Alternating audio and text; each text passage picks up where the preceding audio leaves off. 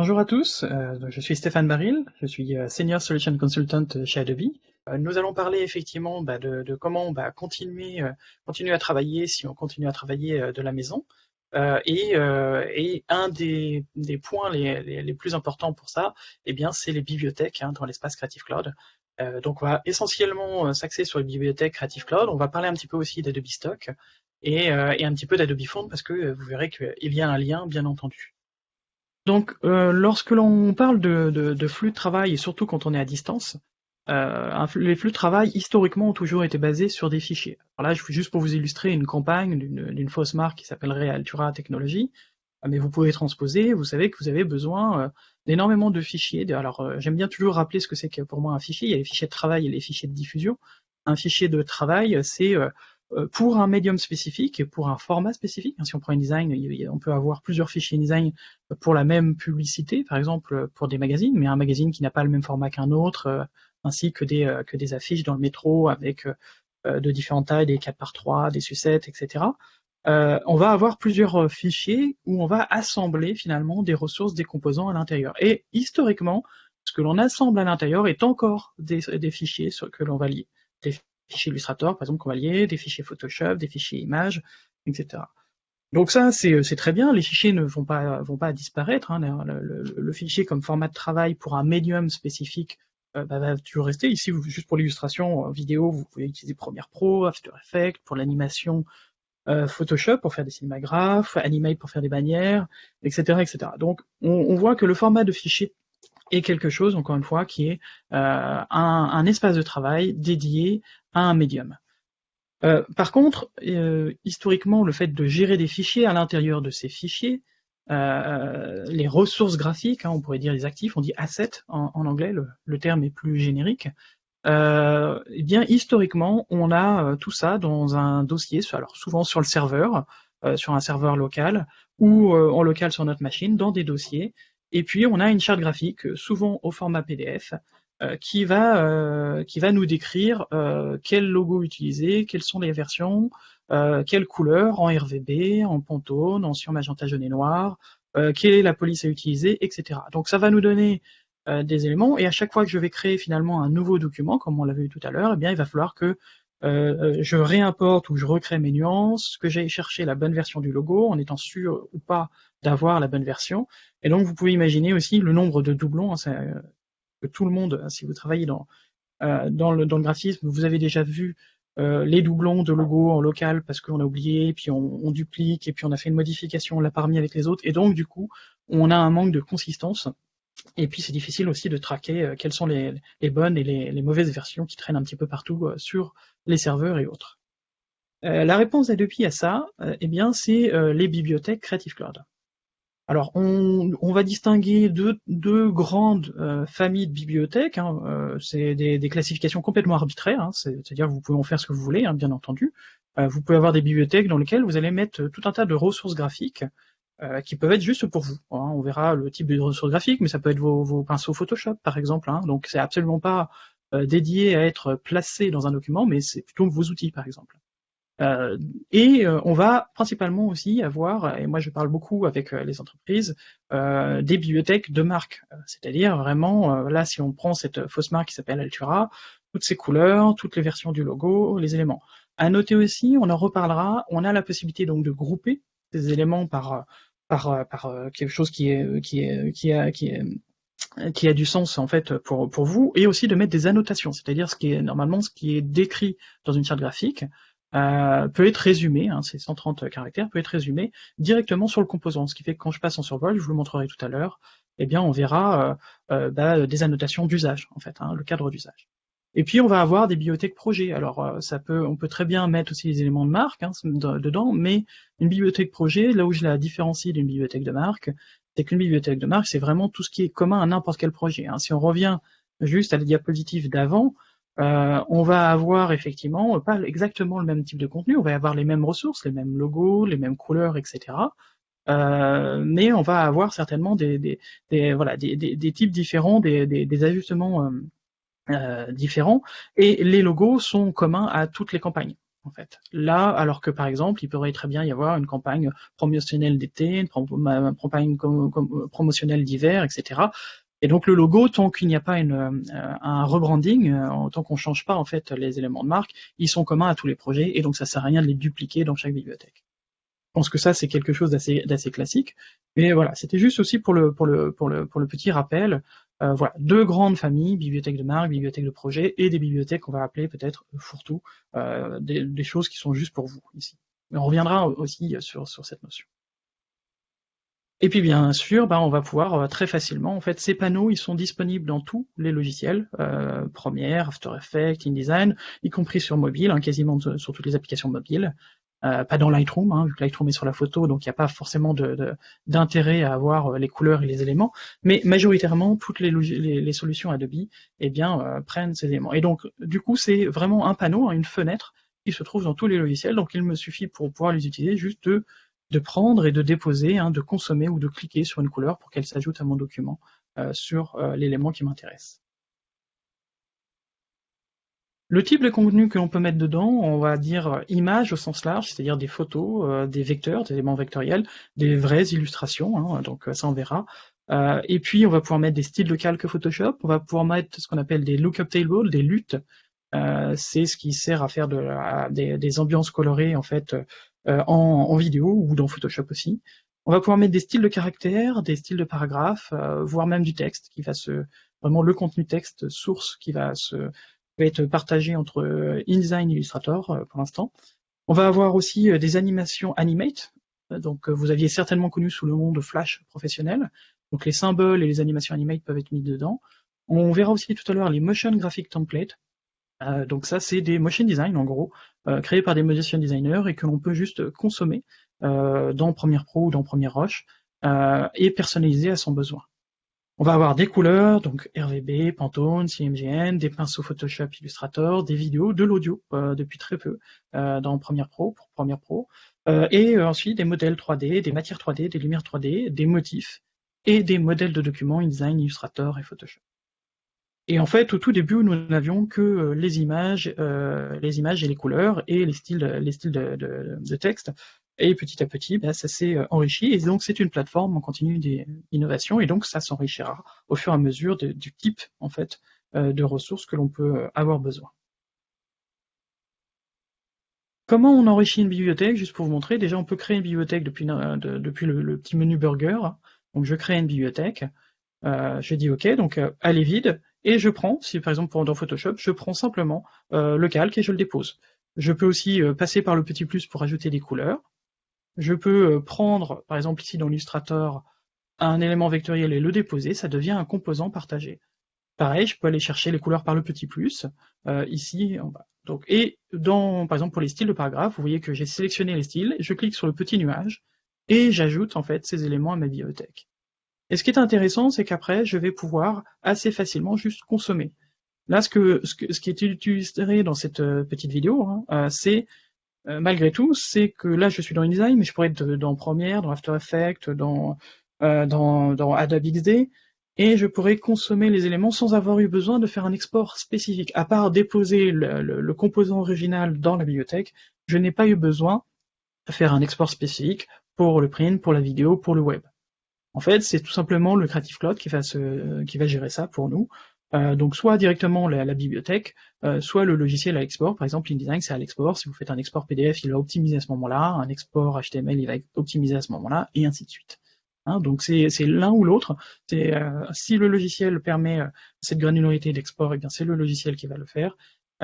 Et du coup, sinon c'est le Creative Cloud qui va le faire, la bibliothèque. Voilà. Ce qui est intéressant aussi de noter ici, c'est que les images, du coup, on parle vraiment d'images là du coup, pas du reste, les images du coup vont être liées à la bibliothèque. Alors qu'est-ce que ça veut dire? Ça veut dire tout simplement que je ne vais plus avoir un lien externe absolu, c'est un lien externe mais relatif à ma bibliothèque. Ça veut dire que du moment, si je prends l'exemple par exemple où j'ai deux ordinateurs, imaginons j'ai un Mac et un Windows, peut-être que j'ai un Mac au bureau et un Windows à la maison. Juste pour le rappel aussi, la licence Adobe autorise 2 activations. Donc généralement, ça peut être c'est souvent 2 ordinateurs, mais 2 activations. Et bien là, ça veut dire tout simplement que je vais passer de l'un à l'autre et je vais pas avoir à recréer les liens parce qu'entre Mac et Windows, même si j'utilisais OneDrive, Dropbox, le dossier Creative Cloud, j'aurais besoin de recréer les liens parce que les chemins entre Mac et Windows sont pas les mêmes. Là, absolument aucun souci. Tout est lié automatiquement grâce à mon compte, vu que pour utiliser sur mes 2 machines, j'ai besoin de m'identifier avec mon email associé à mon compte Adobe et mon mot de passe. Donc voilà, donc ça c'est assez pratique ici. Voilà. Donc ça c'était juste pour la petite introduction. On rentrera un petit peu plus tout à l'heure sur différentes choses. Alors je regarde effectivement, je vois qu'il y a une petite. Alors non, alors les slides je les ai pas fait. Par contre vous aurez accès normalement au replay par un mail plus tard. Florence, je prends votre question au vol. Et on va vous donner quelques liens. Donc on a déjà préparé avec Denis Pierre des liens qu'on va vous donner au fur et à mesure de ce que je parle là. C'est vraiment une introduction et voilà. Donc je pense que ça sera plus intéressant d'avoir le replay que. Alors, revenons un petit peu. Pour l'instant, c'est juste une introduction, et après, on va vraiment mettre les mains dans le cambouis, comme on dit. Donc ici, donc il y a on va parler de 3 grands piliers quand on parle des bibliothèques. On va parler de la collaboration, on va parler de la consistance de marque et de la productivité. Donc si on revient, donc on va parler de la collaboration et du partage. On reviendra sur les modes de partage. J'ai d'autres diapositives qui vont expliquer un petit peu plus que ça. Par définition, déjà, ces bibliothèques, elles sont que pour moi, mais si je les partage, on peut très bien dire que je vais partager ces bibliothèques avec tout le monde, et tout le monde a le droit de modifier, d'ajouter, de supprimer des éléments. On pourrait très bien dire que non, il n'y a que moi qui ai les droits en fait de modifier, d'ajouter, et les autres ne peuvent que utiliser en fait les contenus de cette bibliothèque quand je vais partager avec eux.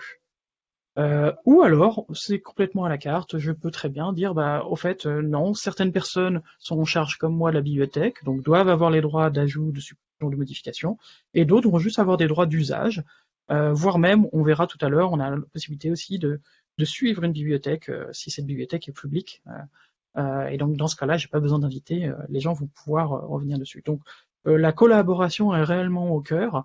Je reviendrai sur la granularité encore une fois plus tard de ça, mais juste pour que vous ayez rapidement en tête voilà, les différents moyens.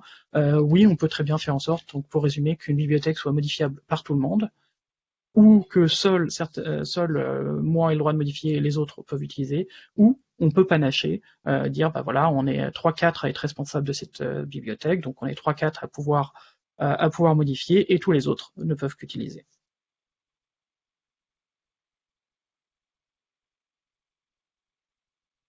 Est-ce qu'il peut se faire entre plusieurs comptes, Thierry, pour le partage d'une bibliothèque? Je vous laisse préciser, c'est-à-dire si vous avez plusieurs comptes ou avec plusieurs personnes. Donc si vous avez plusieurs comptes, oui. Là où je mettrai un bémol, c'est si vous avez sur le même email plusieurs comptes. C'est possible d'avoir un compte personnel attaché ou un compte entreprise. Donc là, non. Si c'est ça la question, non. Mais je montrerai qu'on peut exporter et réimporter en fait d'un compte à l'autre. Donc voilà. Donc ici, si on revient maintenant sur la consistance, on l'a vu tout à l'heure. Donc le type de contenu que l'on peut mettre, là c'est une représentation visuelle légèrement différente, plutôt en grande catégorie, donc des images, des vecteurs, de l'audio. Et encore une fois, ça peut être ou non modifiable, etc. Je vous prie de m'excuser pour le bruit de fond. Pour ce qui est de la consistance, c'est simplement aussi tout simplement de pouvoir permettre à tout le monde d'avoir accès aux mêmes ressources, tout simplement en étant invité à synchroniser. Productivité, là où ça va être intéressant, c'est que si je prends l'exemple que je mets par exemple Bold Corp, imaginons que ce soit le logo de ma compagnie, je mets ce logo ou une image ou une illustration dans cette bibliothèque. J'utilise ce logo dans Photoshop, là pour exemple, dans Illustrator, dans InDesign, dans XD, dans Premiere, quoi que ce soit. Si moi en tant que responsable de la bibliothèque, je viens modifier par exemple ici la couleur du logo, tous les autres logiciels, tous les fichiers qu'ils utilisent vont me donner une notification comme quoi ça a été modifié, et bien entendu je vais pouvoir accepter cette modification et l'ensemble en fait va se mettre à jour dans mes logiciels. Donc ça c'est un peu comme si vous modifiez le fichier sur le serveur. Donc vous aurez les mêmes mécanismes de notification. La seule chose c'est que là c'est centralisé dans les bibliothèques à une seule place. Donc les mêmes mécanismes, c'est-à-dire si, juste pour le rappel, c'est souvent une question que j'ai, donc je l'anticipe. Si vous travaillez par exemple, si je modifie le logo dans Illustrator et que j'ai InDesign d'ouvert en même temps, là dans ce cas-là, la mise à jour, je vais avoir un petit peu pop, la mise à jour va se faire automatiquement vu que je l'ai ouvert sur le même poste. Par contre, si je n'avais pas le document InDesign ouvert, si je l'ouvre plus tard, je vais avoir cette fameuse fenêtre de mise à jour me disant des éléments ont été mis à jour, est-ce que j'accepte toutes les mises à jour ou est-ce que je regarde et je les accepte une à une pour être sûr que quelque chose ne vienne pas. Ok, merci Thierry pour la confirmation.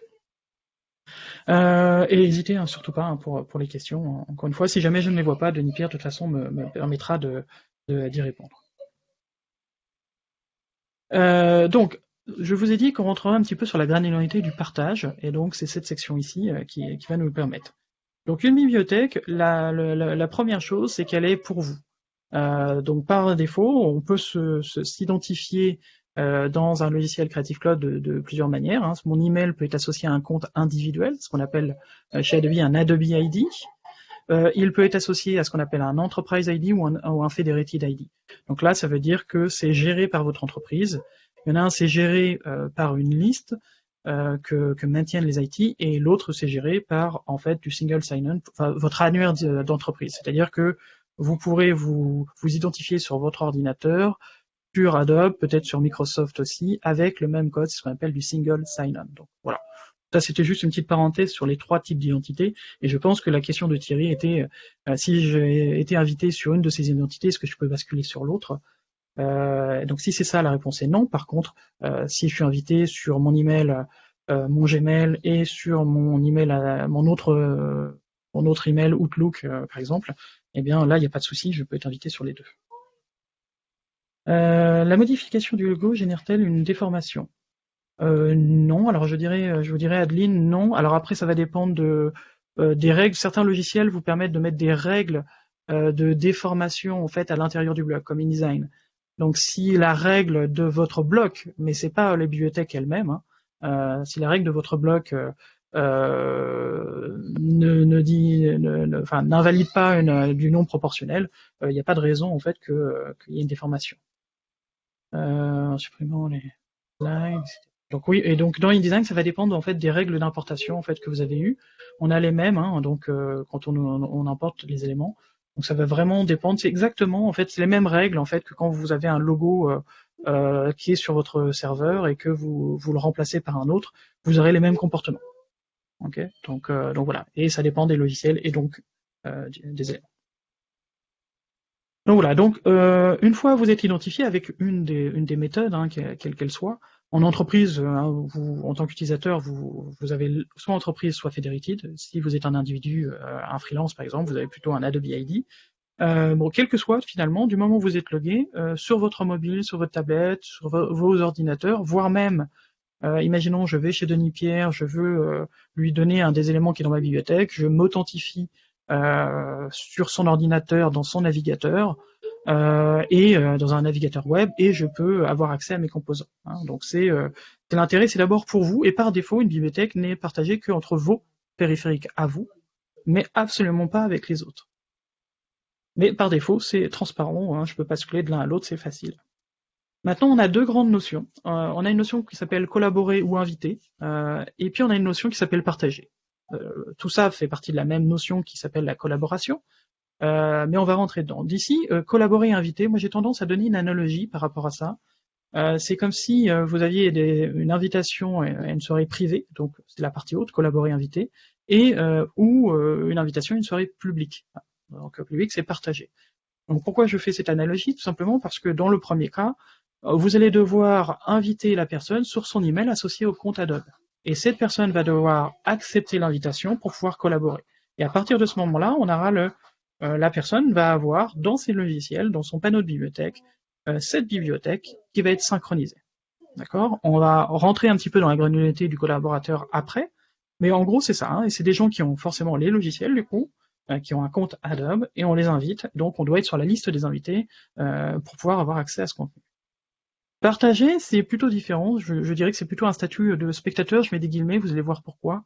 Tout simplement parce que c'est ce qu'on appelle une URL unique. Et l'analogie avec une soirée publique, c'est tout simplement que même s'il y a une soirée publique quelque part, tant que je n'ai pas l'adresse qui m'a été communiquée par un flyer, sur un groupe Facebook ou autre, eh bien je ne pourrais pas m'y rendre, même si même si c'est public. Donc là, c'est une URL unique, non indexée par les moteurs de recherche, tout simplement. Et là, ça peut être un chef de projet, ça peut être un client, ça peut être une agence, en fait, tout simplement, qui ont besoin de voir où en est l'avancement en fait, des composants de la campagne. Si je me concentre, on reviendra sur partager dans le détail, mais si je me concentre sur la collaboration, je peux au moment de l'invitation, et je vous montrerai dans quelques instants bien sûr en live comment, là on est plutôt dans le concept de base, eh bien au moment d'inviter sur leurs emails mes collaborateurs, je peux choisir s'ils ont le droit de modifier ou non. Donc dans ce cas-là, si on prend le cas d'en haut, pour des collaborateurs, je donne souvent l'exemple, encore une fois, imaginons que Denis Pierre et même mon ami Johan, donc on soit 3 en charge de la bibliothèque de Marc, parce que voilà, si je suis en vacances ou autre, souvent on est plusieurs à être responsables généralement de la marque, et bien dans ce cas-là, je peux inviter Denis Pierre et mon ami Johan aussi, en leur donnant tous les droits. Donc comme moi, tout ce qu'on va faire est synchronisé, et comme moi, ils auront les droits d'ajout, de suppression et de modification. Très simple. Et maintenant, ensuite, pour tous les autres collaborateurs, une fois que la charte est validée, on va pouvoir leur inviter sur leur email, simplement en usage seul, read only, c'est le terme anglais, ou lecture seule pour le terme informatique français. Donc à ce moment-là, ils vont bel et bien avoir une synchronisation si on change quoi que ce soit, tout se mettra à jour dans la bibliothèque, mais ils ne pourront absolument pas supprimer, ajouter, modifier. Ils ont besoin, par exemple, on a oublié de décliner une version du logo noir avec un soutien froid ou chaud, par exemple. C'est des exemples qui me sont arrivés bien sûr dans le passé en production. Et bien dans ce cas-là, on peut demander simplement, au lieu de le faire soi-même, on peut demander au responsable de la charte de le faire et de le mettre à disposition pour les autres, tout simplement. Si je reviens sur partager, donc ce fameux lien public, par défaut, vous avez 2 options qui peuvent être cochées, c'est pas 2 options de base, mais par défaut, si vous décochez ces options, c'est juste un lien web, donc visible dans n'importe quel navigateur desktop, Mac, Windows, Linux ou autre, ou mobile, donc, et simplement la personne peut consulter et voir où ça en est, et si on rafraîchit la page parce qu'on a rajouté des éléments, eh bien automatiquement on pourra consulter simplement les composants de la marque. Donc très simple. Ensuite, j'ai la possibilité de cocher une case qui permettrait de copier, en fait, de télécharger une copie de cette bibliothèque. Cette copie, ce serait vraiment un téléchargement, c'est-à-dire ce n'est absolument plus lié à l'original, c'est vraiment une copie, donc sur lequel j'ai forcément tous les droits. Elle n'est absolument pas liée à l'original. Si dans la bibliothèque originale quelque chose change, eh bien, ça ne changera pas, bien entendu, dans ma copie. Donc j'ai tous les droits dessus. Alors, un des exemples que je donne d'usage de cette fonction, imaginons voilà, qu'on refasse la marque Adobe, d'ailleurs les logos ont été revus il n'y a pas longtemps, mais imaginons qu'on soit un petit peu avant et qu'on refasse la marque et que l'on passe par une agence externe tout simplement. Bien, j'ai la possibilité de leur donner la possibilité de télécharger une copie du matériel existant, de manière à ce qu'ils puissent le modifier. Ils ne vont pas modifier bien sûr celle actuelle, on l'utilise toujours jusqu'à temps que la nouvelle charte ne soit pas validée. Et donc là, ils vont pouvoir, par exemple, venir tout simplement modifier, réutiliser, réinterpréter ces composants, les enrichir, à la rigueur nous renvoyer un lien de partage de consultation pour voir où on en est, ici. Et puis ensuite, il existe aussi une autre solution. Donc, si vous cochez donc télécharger, vous aurez un gros bouton bleu sur la page qui vous dira, alors c'est plus bleu, mais vous avez un bouton en haut qui vous proposera de télécharger une copie dans vos propres bibliothèques. Et suivre, par contre, si vous cliquez sur la case suivre, c'est quelque chose qui est très intéressant. Alors surtout, par exemple, pour des réseaux sociaux tels que Facebook, Twitter, généralement, il y a ce que l'on appelle un Brand Center, où on peut télécharger Brand Resource, Brand Center, on peut télécharger eh bien les logos, les éléments. Alors ils ont changé la page, alors je vais passer peut-être sur celui de Twitter, voilà, où on peut télécharger les ressources. Le problème ici, c'est que il pourrait très bien rajouter ici un petit lien qui est juste l'URL donnée par le suivre des bibliothèques Creative Cloud. Et ici, en fait, ce qui va se passer, c'est que les gens vont télécharger. Et vous le savez, on voit toujours les vieux logos, alors surtout si on parle de Facebook, on voit encore les vieux logos bout arrondi et glossy avec des éléments, alors que ça fait très longtemps qu'il n'existe plus, ou des versions carrées à bord arrondi, alors que maintenant c'est rond. Donc en gros, ils ont changé plusieurs fois leur marque et on voit toujours les vieux logos, tout simplement parce que une fois avoir téléchargé une fois, on met ça d'un côté, on réutilise tous les jours les mêmes, voire même on cherche sur Google, etc. Alors juste aussi pour noter, de plus en plus de marques aussi, pour éviter que les gens vont de toute façon trouver leur logo via Google, Yahoo ou autre. Et de plus en plus de marques, alors pas forcément le full pack de logos, mais maintenant laissent à disposition le téléchargement en fait de leur logo de manière à être sûr au moins que si des gens l'utilisent, ils utilisent la bonne. Et dans ce cas-là, ça peut être une petite bibliothèque avec juste les logos, et vous pourriez très bien utiliser cette fonction aussi. Le partage, je vous montrerai, hein, Thierry, dans quelques instants comment on le lance. Hein. Là, pour l'instant, j'explique plus les mécanismes qui vont derrière, mais vous inquiétez pas, je vous montrerai bien entendu comment ça fonctionne dans quelques instants. Donc voilà, donc suivre est très très intéressant, et donc la différence donc ici de suivre, c'est par rapport à si je reviens en avant dans collaborer. Donc collaborer, finalement, il va y avoir, donc la personne va décider elle-même de suivre. Je vais pas avoir besoin, par exemple, si je suis Facebook par exemple, si je gère la marque Facebook, je vais pas avoir besoin d'inviter les milliers et milliers de personnes qui utilisent les logos, les pouces Facebook sur leur email, comme on le fait en collaboration. Dans ce cas-là, je vais pouvoir simplement eh bien faire un lien, une URL unique avec l'option suivre, et je mets ça simplement sur mon portail web, et les gens peuvent juste décider eux-mêmes de suivre en fait cette bibliothèque.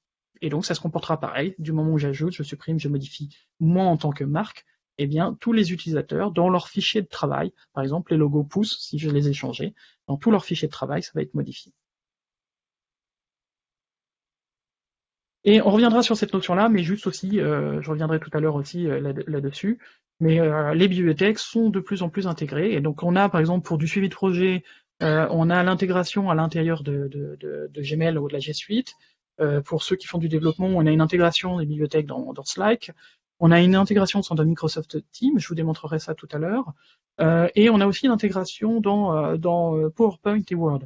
Alors ça, c'est très pratique parce que les bibliothèques, qui sont la consistance de marque, sont très intéressantes déjà pour les créatifs entre eux. Mais vous avez des services commerciaux, vous avez des services marketing qui font des PowerPoint, qui font des documents Word avec les éléments. Et bien, vous pouvez leur mettre à disposition la bibliothèque, pareil, en usage seul. Et donc, du coup, ils vont pouvoir assez facilement venir consommer les éléments que vous avez mis à disposition. Vous avez par exemple dans PowerPoint le modèle, hein, le modèle PowerPoint, mais par contre, ils ont besoin de certains logos, certaines icônes, vous pouvez très bien les mettre dans une bibliothèque, et eux, ils vont pouvoir consommer ça en fonction de leurs besoins pour construire les éléments. On a aussi une intégration récente avec Zapier, pour ceux qui connaissent IFTTT, excusez-moi, j'ai toujours du mal à le dire. C'est un peu la même chose, ça permet d'automatiser, de lier par exemple votre messagerie à une bibliothèque et dire quand quelque chose de nouveau arrive dedans, qu'est-ce qu'il se passe, et donc ça va générer des actions. Par exemple, vous envoyez une notification mail, vous envoyez quelque chose. Hein. Donc ça, c'est assez nouveau. Moi, je connaissais pas Zapier, je connaissais bien donc IFTTT.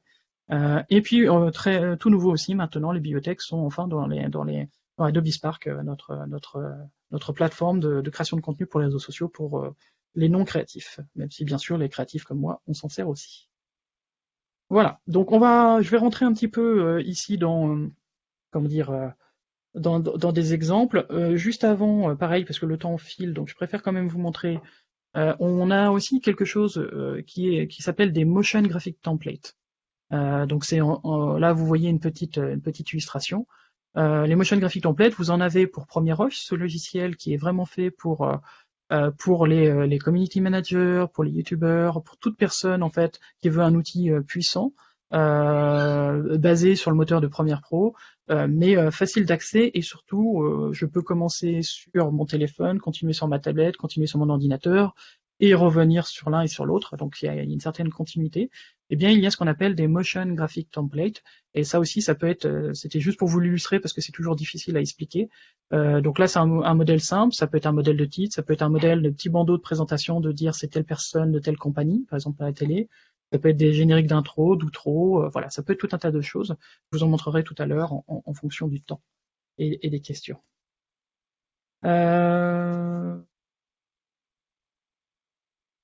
Faut-il que les administratifs aient un compte? Alors oui, alors ils ont besoin d'avoir un compte Creative Cloud, mais ça peut être un compte gratuit. Hein, juste pour le rappel, Vous pouvez très bien avoir un compte Google, enfin pour Google Store, enfin pour Android ou pour Apple, qui peut être gratuit ou qui peut être crédité, d'accord? Donc pour pouvoir avoir accès aux bibliothèques, il faut qu'ils aient un compte gratuit. Et on peut se créer un compte gratuit en créant un compte directement ou en associant son compte Apple, Google ou Facebook pour s'authentifier. Mais voilà. Mais en gros, oui, il faut avoir un compte, mais ça peut être un compte gratuit. C'est ça l'intérêt. Hein, donc pour pouvoir utiliser, il n'y a pas besoin d'aller plus loin. Donc voilà, donc on reviendra peut-être aussi sur ces motion graphic templates, mais je préférais quand même vous le montrer. Une petite info pendant que j'y suis, pour finir vraiment sur la théorie. Ces motion graphic templates, vous pouvez en trouver sur Adobe Stock, on va en parler dans une seconde. Juste aussi, pour aussi garder cette notion de travailler, de continuer à travailler à distance et en collaboration, vous savez certainement que votre compte Creative Cloud vient avec plus de 17 000 polices de caractères. Ça fait dans les 1600 familles de polices de caractères, si je ne me trompe pas. Du coup, en fait, tous les modèles qui sont disponibles sur stock, que ce soit des modèles de motion graphique qu'on a vu là, des modèles de magazines, flyers, InDesign, de documents Illustrator ou de documents Photoshop, elles utilisent toutes obligatoirement des Adobe Font. Donc si la fonte vous plaît, vous pouvez l'activer automatiquement, ça s'activera automatiquement quand vous ouvrirez le modèle, ou alors vous pouvez remplacer par vos propres fonds. Donc ça, je trouvais important aussi à noter, c'est que les Adobe Font, c'est très facile, hein, vous allez sur le site, ou dans InDesign Illustrator, quand vous cherchez une police, maintenant vous avez un panneau qui apparaît, vous pouvez chercher par classification de police, des cursives, des égyptiennes, des Didon, etc. Vous activez la famille ou la fonte en particulier, et vous pouvez l'utiliser sur votre ordinateur, vraiment sur votre ordinateur. C'est synchronisé à la manière, par exemple, d'un Spotify ou d'un Netflix quand vous téléchargez hors connexion. C'est synchronisé quelque part sur l'ordinateur, c'est vraiment sur l'ordi, donc si vous voulez utiliser ces fonds dans PowerPoint ou quoi que ce soit, eh bien c'est possible. Donc voilà, donc ça c'était juste pour bien vous montrer. Et dans InDesign par exemple, hein, j'ai mis en gros en zoom sur la partie gauche ce que vous voyez en bas. Si vous regardez bien dans la partie droite, ici je suis dans le champ de recherche de police de caractères où on sélectionne la famille de caractères.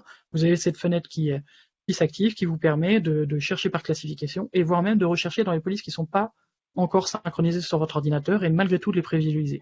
Bon, voilà, donc ça c'était une petite aparté que je voulais faire pour vous pour vous montrer. Je finis ici, je reviendrai sur un slide de conclusion après, et je vais maintenant réellement vous montrer comment ça fonctionne et comment travailler en fait dans vos bibliothèques. Alors là, j'ai perdu mon curseur, hein, je ne vois plus du tout mon curseur, voilà. Ça arrive de temps en temps quand on partage les écrans, sur les technologies de partage, voilà. Donc si je viens ici, je vais vous montrer une bibliothèque, par exemple, moi je maintiens une bibliothèque Creative Cloud, avec tout, enfin pour la marque Adobe, donc avec tous les logos, toutes les différentes versions en fait de logos, ici. Donc d'ailleurs, ce que je vais faire, c'est que je vais ouvrir un petit logiciel qui me permettra de faire des zooms écran. Voilà. Donc ici, voilà. Voilà.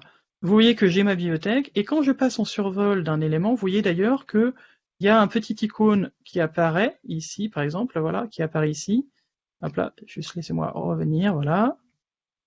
Petite icône ici, de notes. Et on voit que j'ai bel et bien des notes, c'est-à-dire j'ai décrit que c'était, et moi je vais arrêter de bouger, que c'était la version, alors je mets en anglais, c'est la version primaire du logo, en fait, à utiliser. Donc c'est la première version à utiliser, la version principale. Et en plus, c'est donc la largeur donc égale 1x, et donc les marges autour doivent être de 0,5. Donc je suis venu rajouter du contexte ici, simplement en faisant un clic droit et en demandant, alors normalement c'est ajouter, donc là maintenant qu'il y en a déjà un, c'est modifier ou supprimer.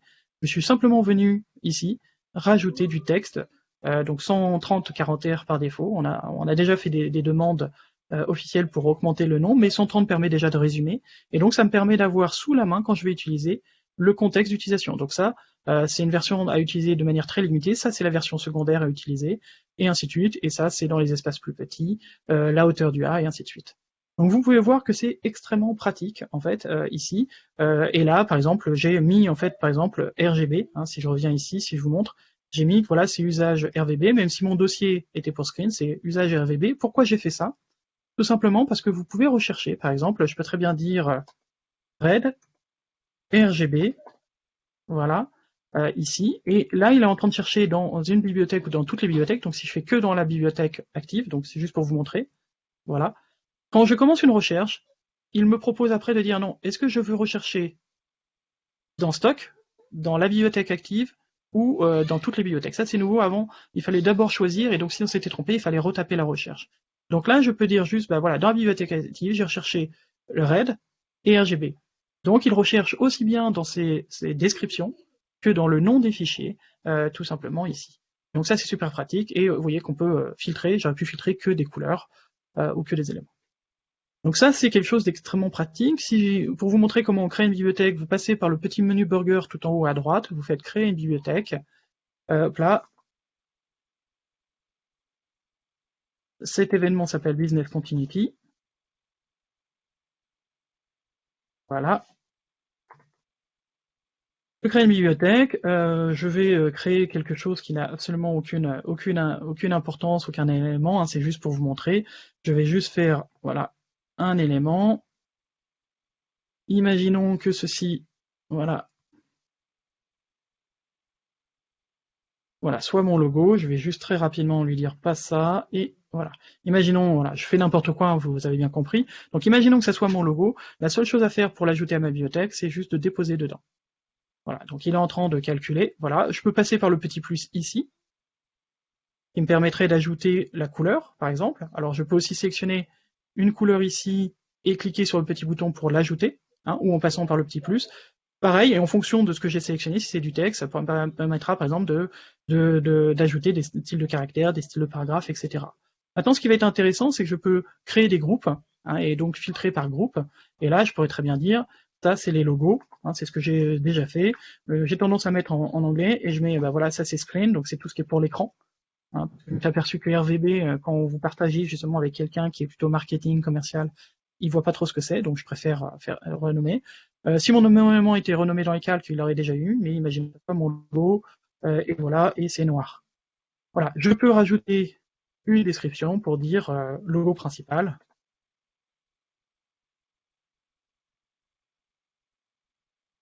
Voilà, et voilà. Et pareil, je pourrais très bien faire un autre dossier pour les couleurs. Et pareil, je mets toujours, donc là, écran, vu que là j'ai décidé de le faire en français, et je peux mettre mes couleurs. Bien entendu, si c'était du CMGN, ça me donnerait des couleurs CMGN, je peux rajouter des pantounes, hein, tout ça, bien entendu, sans aucun problème. Donc ça, c'était juste pour vous montrer comment on enrichit une bibliothèque. Hein. Si je reviens aussi, bah, peut-être à lancer Photoshop, là, voilà. Si je viens dans Photoshop, ça serait pareil, je prends un calque ou un groupe de calques et je le glisse. Je pense que vous avez un petit peu compris comment ça fonctionne, mais juste aussi pour vous montrer, vu que j'en parlais tout à l'heure ici, on a lancé un nouveau logiciel il n'y a pas longtemps qui est disponible sur certaines machines Windows qui ont du touch et du stylet, du tactile et du stylet en natif, tels que les Microsoft Surface, tels que par exemple les Mobile Studio de Wacom, ou tels que les ZenBook, je crois, de HP. Voilà, donc là c'est quelque chose qu'on va retrouver assez facilement ici. Et donc si je reviens ici dans ma bibliothèque, je vais pouvoir retrouver ici ma bibliothèque, Business Continuity, et simplement consommer en fait cet élément ici. Ce qui est intéressant, et là où je voulais en venir, c'est que vous avez maintenant des pinceaux ici, et je peux très bien prendre un pinceau et aussi le déposer. Ce qui est intéressant, c'est que je le retrouverai sur mon autre ordinateur, ce pinceau, mais je le retrouverai aussi dans le nouveau logiciel qui s'appelle Adobe Fresco, donc qui est sur ces fameuses, c'est là où je n'ai pas fini ma phrase, qui est sur ces fameuses machines Windows avec du tactile et du stylet, ou sur iPad. iPad supportant nativement un stylet. Voilà, donc ça c'était juste pour vous montrer comment on enrichit en fait les bibliothèques. La taille d'une bibliothèque, il n'y a pas de taille, il n'y a pas de limite en fait. La limite va être par rapport à votre compte. Hein. Si vous êtes sur un compte gratuit, vous avez 2 gigas. Mais pour information, ce qui compte, c'est pas si je partage avec vous en fait une bibliothèque de 100 mégas, par exemple, Adeline, si je la partage avec vous, ça sera pas pris sur votre crédit. C'est sur mon crédit à moi que c'est pris. Hein, donc les 100 mégas m'appartiennent, vu que ma bibliothèque m'appartient, mais elle ne vous appartient pas. Donc du coup, la taille, on va dire, n'est pas un souci par rapport aux bibliothèques Creative Cloud. Et si vous avez un compte payant, bah, vous avez, je crois maintenant 1 Tera simplement pour l'ensemble de votre compte. Donc voilà, pour les composants, normalement c'est assez léger. Donc voilà. Et en termes de limite, je crois qu'on est à 10 000 éléments par bibliothèque. Alors c'est peut-être 1000, je ne sais plus, mais vous pouvez créer autant de bibliothèques que vous voulez. Hein, juste pour vous montrer. Voilà, vous pouvez voir toutes mes bibliothèques ici. Alors je fais défiler rapidement, vous pouvez voir que j'en ai un paquet. Certaines sont partagées avec moi. Voilà, donc on voit bien, on peut en créer autant qu'on veut. Voilà, Je reviens sur cette bibliothèque de marque ici, juste voilà pour vous montrer. Donc voilà, donc ça c'est effectivement tous les logos Adobe, Spark, Document Cloud, etc. que j'ai mis ici facilement. Maintenant, ce que je peux vous montrer aussi, c'est une autre des éléments. Ce que j'ai tendance aussi à expliquer, c'est que on peut les utiliser comme on veut, on peut en créer autant qu'on veut, on peut dissocier les couleurs dans une bibliothèque de marque, une bibliothèque juste pour les logos. J'ai des clients qui ont préféré faire ceci plutôt que d'avoir tous les composants. Donc on peut vraiment les faire autant que l'on veut. Par contre, pour mes bibliothèques à moi, quand je crée un contenu, j'ai tendance à reproduire ce que je faisais historiquement. C'est-à-dire, historiquement, j'avais un dossier fourre-tout sur le bureau qui était temporaire. C'est-à-dire, quand je faisais mes recherches de logos, de visuels, de mise en page, toutes mes recherches, je mettais ça dans un dossier fourre-tout, en fait. Ensuite, généralement, quand on commençait à passer en production ou en exé, eh bien, on faisait du ménage sur la créa et on mettait ça sur un serveur dans un dossier in progress, hein, tant que la maquette n'est pas finie, par exemple. Donc, c'est-à-dire, c'est travail en cours. Et puis enfin, généralement, on exportait dans un dossier final, ce qu'on appelle dans là, par exemple, dans mon exemple, j'ai fait une bibliothèque draft qui n'est que pour moi, dans lequel je mets tout un tas d'éléments, je les glisse, je les dépose, c'est toutes mes choses de travail, des choses qui sont pas forcément validées, des choses qui sont pas achetées, etc. Ensuite, ce que j'ai fait, c'est que je suis allé dans une autre bibliothèque qui est in progress. Donc là, je l'ai partagé avec les autres. J'ai commencé, vous voyez, à structurer un petit peu plus, voilà, bien séparer les couleurs, RGB, CMGN, les logos, les éléments. Mais comme on est en travail en équipe et on est encore en train de faire du travail, elle est ici. Et enfin, une bibliothèque que j'appelle Down, qui est celle finalement partagée avec le client si c'est moi qui maintiens pour lui, par exemple, sa bibliothèque de marque. Hein, je pense que c'est assez pratique. Je vais vous montrer bien sûr hein, le mécanisme de partage. Alors, est-ce qu'on peut partager des fichiers via la bibliothèque? Alors, je vais revenir sur cette notion dans une minute. Hein. Je finis juste ce petit exemple. Et si je prends l'exemple, par exemple, de la bibliothèque in progress, comment j'ai amené dans l'autre bibliothèque des éléments? Imaginons, voilà, je prends ces deux éléments-là, un petit clic droit, et j'ai la possibilité ici de dire dupliquer. Là, c'est si je voulais dupliquer une version de mon logo pour en faire une version. Par exemple, j'ai ma version couleur et je veux faire la version blanche ou noire. Copier, c'est copier ce contenu dans une autre bibliothèque, donc c'est une copie, et déplacer, c'est je déplacerai dans une autre bibliothèque. Donc généralement, je vous prie de m'excuser pour ce chat dans la gorge.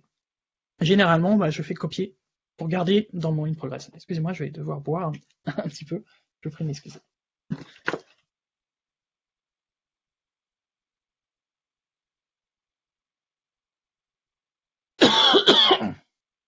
Je vous prie de m'excuser pour cela. Donc voilà. Et donc vous pouvez déplacer ici et donc copier. Alors si je reviens à la question, est-ce qu'on peut mettre des fichiers dans la bibliothèque? Alors oui, mais l'idée c'est vraiment pas de mettre des fichiers dans la bibliothèque. Les fichiers ils sont faits pour être soit en fonction du cloud que vous avez choisi, de l'espace de stockage de fichiers, soit dans vos serveurs internes si c'est la règle de votre entreprise, soit dans un cloud acheté par votre entreprise qui peut être Box, Dropbox, OneDrive, Creative Cloud, File, le dossier Creative Cloud. Donc les fichiers, c'est plutôt l'endroit où ils doivent être, en fait, à mon sens. Ou alors la nouvelle notion en fait de Cloud Document que l'on a introduit par Adobe. Par exemple ici, si je fais enregistrer sous, je peux enregistrer en Cloud Document ou en local. Et ce local peut être, encore une fois, OneDrive, Dropbox ou quoi que ce soit. Hein. Ça peut être un serveur ou autre. Là, un Cloud Document, ça a plusieurs avantages. On pourra en parler, mais là je dois quand même avancer parce qu'on a encore beaucoup de choses. Mais en gros, un Cloud Document, c'est pas comme dans un Dropbox ou un OneDrive. En fait, quand vous avez un fichier, vous avez plusieurs ordinateurs et vous avez par exemple partagé un dossier avec des collaborateurs. Ce sont finalement plusieurs copies, hein, complètement indépendantes. Et il y a une copie aussi dans la partie cloud. Et ensuite, si on prend un fichier, par exemple Photoshop, je prends souvent l'exemple d'un fichier Photoshop d'1 giga, eh bien à chaque fois, même si je change qu'un petit pixel ou un petit calque, à chaque fois que je vais enregistrer, Dropbox, OneDrive ou autres vont devoir réenregistrer la totalité du giga. D'accord? Donc ce qui n'est pas forcément top. Les cloud documents, l'original est dans le cloud, et c'est pas un binaire fermé, il est dans le cloud. J'ai bien sûr une copie sur mes différents périphériques, mais finalement, ce n'est que les composants à l'intérieur, un petit peu les composants de bibliothèque, comme on parle ici, qui vont être mis à jour une fois le premier enregistrement d'1 giga. Si je dois synchroniser entre mon iPad, mon fichier Photoshop entre mon iPad et entre mon Photoshop sur ordinateur, le première synchronisation fera bien 1 giga dans les deux cas. Par contre, après, il va y avoir de l'enregistrement incrémental ou différentiel, c'est-à-dire que du moment où je modifie qu'une petite propriété, eh bien ça se modifie automatiquement. C'est quelque chose qui existe déjà dans XD, et sur cette technologie, on a construit dans XD, c'est pas disponible pour l'instant, on a annoncé qu'on travaillait dessus aussi, c'est disponible dans XD, c'est de pouvoir coéditer, c'est-à-dire travailler à plusieurs à distance sur le même document. Voilà. Donc voilà, donc l'intérêt des cloud documents, il est dans l'enregistrement incrémental, et le fait que ça soit plus un binaire fermé, donc il y a automatiquement un versionning automatique, et on peut revenir dans le passé, on peut facilement gérer les conflits soi-même, s'il y en a, mais le conflit se passe au niveau du composant, il ne se passe plus au niveau du fichier. Donc voilà, c'était pour faire une réponse très complète voilà, sur cette question. Donc ici, donc si je reviens, une chose aussi qui est importante et qui est intéressante, vous avez peut-être vu tout à l'heure, je vous le montrais, que je peux chercher, par exemple, si je cherche par exemple des photos de Paris. Voilà, donc là, pour l'instant, par défaut, la dernière recherche se faisait, juste pour rappel, se faisait dans la bibliothèque active, mais je peux demander de faire une recherche dans Stock, c'est-à-dire sans avoir besoin d'aller sur le site Adobe Stock, je peux rechercher des photos de Paris, alors en tri par pertinence, est-ce que je veux les plus récentes, les plus populaires, et puis je peux dire, est-ce que c'est juste des photos que je veux, est-ce que c'est des illustrations, est-ce que c'est de la 3D, est-ce que c'est de la vidéo, est-ce que c'est des modèles, donc juste pour vous montrer ici, donc voilà. Donc du coup, si je veux que de la photo, là je suis sûr de n'avoir que de la photo, et je vais avoir possibilité, par exemple, de prendre ici, donc vous voyez qu'il y a deux choses, je peux acheter, ou je peux ajouter un aperçu. Je peux aussi l'ajouter de cette manière-là. Et là, dans ce cas-là, c'est une image qui va être watermarkée, donc c'est-à-dire, voilà, hop là, juste le temps, qui va avoir le fameux code qui est watermarké. Si j'annule cette recherche, elle apparaît par défaut dans ma bibliothèque en cours. Bien entendu, après, je vous ai montré, on a la possibilité de venir ajouter ça à un autre groupe ou déplacer vers une autre bibliothèque, si c'est pas celle que je voulais. Au passage, je ne vais pas avoir le temps de vous le montrer, mais si vous allez à l'intérieur d'Adobe Stock, sur le site, depuis le site, vous pouvez enregistrer aussi dans les bibliothèques. Alors l'intérêt, c'est quoi? C'est que vous pouvez travailler de manière non destructive. Là, je vais faire quelque chose d'assez bête. Je vais juste retourner, je vais juste faire une déformation. C'est juste pour vous montrer, voilà. Je travaille de manière non destructive sur cette image. Et par exemple, je vais juste mettre en noir et blanc, voilà, histoire de faire quelque chose. Voilà. Donc je mets cette image en noir et blanc, voilà, ici.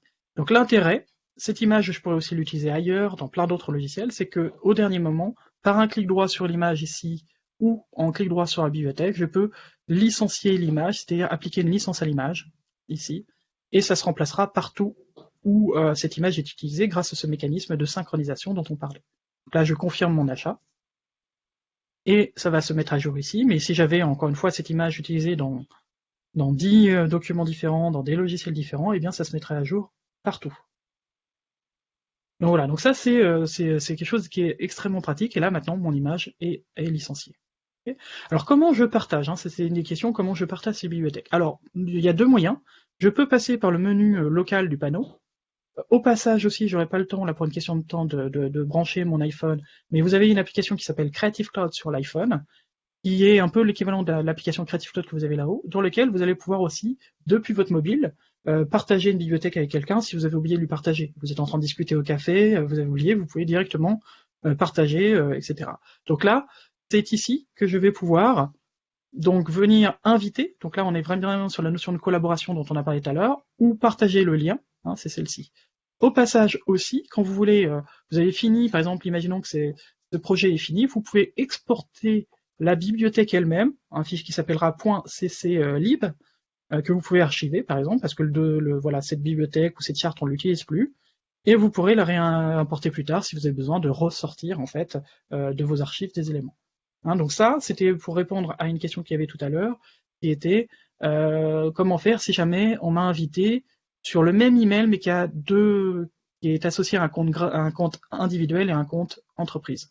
Donc dans ce cas-là, vous vous loguez avec votre compte individuelle. Si vous pouvez exporter votre bibliothèque et vous la réimporter en fait sur le compte professionnel. Donc voilà une astuce pour le faire. Au passage aussi, hein, donc on peut supprimer la bibliothèque, on peut supprimer des éléments et on peut aussi aller voir en ligne en fait les éléments supprimés parce qu'ils ne sont pas définitivement supprimés. D'accord? Ils ne seront supprimés que quand vous allez le supprimer dans cet espace de sauvegarde en ligne. Voilà, donc ça c'était pour vous donner. Donc je peux venir ici. Alors si je fais ici, il va m'envoyer en ligne. Pour l'instant, en fait, les logiciels envoient en ligne et donc dans un navigateur, le navigateur par défaut. Et vont me demander, eh bien, simplement d'inviter des gens. Donc ça, c'était là j'ai fait obtenir le lien, c'est un lien de partage de base. Maintenant, vous pouvez simplement passer par la par le logiciel, excusez-moi, Creative Cloud, l'application Creative Cloud, qui se trouve sur Mac en haut à droite et sur Windows dans la barre de lancement en bas. Et là, vous allez trouver application, hein, tout là-haut, et votre travail. Et découvrir, si vous voulez découvrir ce que fait un logiciel, des tutos, etc. Donc si je vais ici, je vais retrouver mes bibliothèques. Je vais retrouver avec toutes les classifications. Je peux aussi ajouter, ajouter des éléments en cliquant ici, c'est-à-dire ajouter des fichiers ou en faisant un glisser-déposer d'éléments. Alors je rappelle que les bibliothèques, c'est pas des fichiers à l'intérieur. Je pense que c'est un peu ça la question qu'il y avait derrière. Ça peut être un fichier. Ici, concrètement, c'est un fichier Illustrator sur le logo. Par contre, une couleur, c'est pas un fichier. Par contre, un style de caractère, un style de paragraphe, c'est pas un fichier. Donc on va stocker dans une bibliothèque beaucoup plus. On parle vraiment de ressources graphiques. Donc des composants tels qu'un logo, tels que des pictos, etc., bah, vaut mieux les stocker donc dans une bibliothèque que de les stocker en tant que fichier quelque part ou sur une planche Illustrator, etc. Et donc on peut les mettre par ici. Et donc si vous ne voulez pas passer par le navigateur pour inviter, vous passez par le logiciel Creative Cloud et ici vous avez la possibilité d'inviter. Donc vous me demandiez, donc ça serait la même chose en ligne, vous me demandez comment je peux inviter des collègues. Simplement, je mets leur email. Alors, je remets Denis Pierre, hein, qui est notre modérateur, mais il est déjà dedans. Et c'est ici que je vais choisir. Si je veux que Denis Pierre soit en charge, comme moi, de la bibliothèque, et dans ce cas, je lui donne les droits de modification, ou s'il veut juste utiliser, et donc là, il sera en lecture seule, en usage seul. Donc voilà, en fait, comment on fait pour ce qui est du partage. Et si vous venez ici dans le petit lien, vous pouvez aussi obtenir le fameux lien, en fait, le fameux lien web. Voilà. Donc là, c'est un lien de partage dans le navigateur. Et vous retrouverez ce lien que vous pouvez passer à quelqu'un. Vous pouvez supprimer ce lien public si vous ne voulez plus. Et c'est là où vous pouvez autoriser d'enregistrer une copie indépendante ou d'avoir une bibliothèque que les gens peuvent décider de suivre grâce au bouton suivre. Hein, donc voilà, donc ça c'était pour vous montrer. Je vous montre très rapidement pendant que le temps file, hein, vraiment. Ça passe trop vite. Donc là, ce que je vais faire, c'est que je vais créer à partir d'un modèle. Donc ici, au niveau corp, j'ai mon modèle ici de template. Par contre, à l'intérieur, si j'ai besoin d'utiliser les logos, par exemple les petits logos des applications, eh bien, vous voyez ici que j'ai installé l'add-on Creative Cloud, l'add-in. Hein, juste pour info, vous allez simplement dans je crois que c'est insérer, télécharger des compléments, hein, juste ici. Si vous êtes en français, c'est télécharger des compléments, sinon c'est télécharger des add-ins en anglais. Et vous cherchez simplement Stock et ou Creative Cloud. Hein. D'ailleurs, on a plusieurs plugins à l'intérieur. Mais là, Stock, à la rigueur, vous pouvez directement là, y avoir accès depuis Creative Cloud. Et à partir de là, eh bien, imaginons que je veuille le logo Illustrator, je clique, hop, et ça y est, j'ai mon logo Illustrator qui est placé. Je peux rajouter, par exemple, le logo XD. Hop là, bien entendu, c'est du vecteur, ça se redimensionne. Et voilà, donc ça pourrait être des photos, hein, là j'ai mis que des vecteurs, mais ça peut être des photos, ça peut être des photos détourées dans Photoshop, donc juste un calque transparent, ça peut être tout un tas d'éléments ici. Pour vous montrer autre chose dans la collaboration, je vais illustrer avec Teams, j'aurais pu prendre Slack ou autre. Donc ici je me suis fait un Teams de démo, hein, intégration ici, et j'ai pu, pareil, ajouter grâce au plus ici, j'ai pu rechercher Creative Cloud, vous voyez qu'il est déjà ajouté. On peut rajouter d'ailleurs au passage Adobe Sign pour ceux qui dédicace pour Denis Pierre qui en est en charge. Ce qui fait que ici, j'ai pu l'ajouter ici, ce qui fait que quand on parle, si on est en train de parler de la nouvelle marque par exemple, vous voyez, on va me demander bien sûr de me loguer, vous voyez que ici, je vais retrouver une vue de la bibliothèque assez facilement. Voilà, je peux aussi avoir un autre élément pareil. Là, c'est plutôt des dossiers Creative Cloud aussi. Voilà, donc j'ai pu mettre ça, et ce qui fait que quand je vais parler maintenant ici, si je parle à Denis Pierre, je vais pouvoir faire @ le fameux arrobase Creative Cloud, Hop là, je fais OK, on me propose de chercher, et je vais pouvoir, par exemple, si on parlait du logo, par exemple, je vais chercher logo, voilà, et il va chercher dans mon Creative Cloud le logo. Alors je vais chercher Adobe, vous voyez que le logo pas beau apparaissait, il est apparu furtivement, et je vais pouvoir, par exemple ici, alors hop là, j'aurais pu mettre red, voilà, et du coup ici, hop là, j'ai mal, voilà, eh bien, il est en train de m'intégrer à les discussions et je vais pouvoir expliquer, en fait, c'est cette version qu'il faut utiliser. Du coup, ça permet, un Teams va vous permettre d'avoir un lien avec votre Creative Cloud, tout simplement pour vous permettre de discuter avec votre équipe de ce qui est à utiliser, ce sur quoi il faut retravailler, ainsi de suite, et ainsi de suite. Donc ça fait, je sais, beaucoup de choses. Je voulais aussi vous montrer une chose aussi, que l'on peut mettre dans les bibliothèques. Là, c'est quelque chose que j'ai créé moi-même, mais vous pouvez en récupérer aussi sur Adobe Stock et les personnaliser à vos couleurs. Donc là, en gros, c'est un modèle qui va me permettre de basculer, en fait, voilà, des logos. Donc ça, je l'ai créé, encore une fois, moi-même. Mais si je viens dans Premiere Pro, voilà, si je parcours mes bibliothèques, voilà, je vais pouvoir prendre cet élément. Donc il est dans la bibliothèque, donc même principe. Si moi je travaille plutôt en étant, je veux dire, la personne qui va créer les modèles pour d'autres personnes qui vont juste les utiliser, les monteurs, ceux qui vont faire le montage, là je pourrais dire, voilà,